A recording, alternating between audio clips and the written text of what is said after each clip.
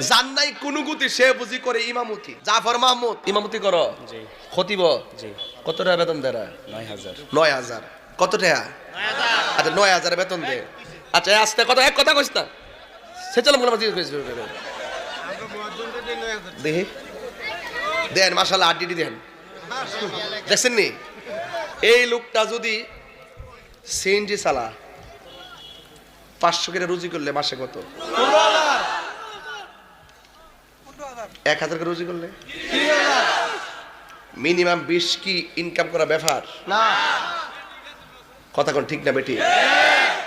এই লোকটা যে নামাজ পড়াইতেছে হ্যাঁ মনে করে, অনেকে মনে করে হ্যাঁ মনে কোনো উপায় নাই, জান্নাই কোন গতি সে বুঝি করে ইমামতি। এগুলা ভুল ধারণা। ও মাদ্রাসায় পড়ছে, ও আলেম হইছে, ও যদি মসজিদের মেহরাবটা পাহারা না দেয়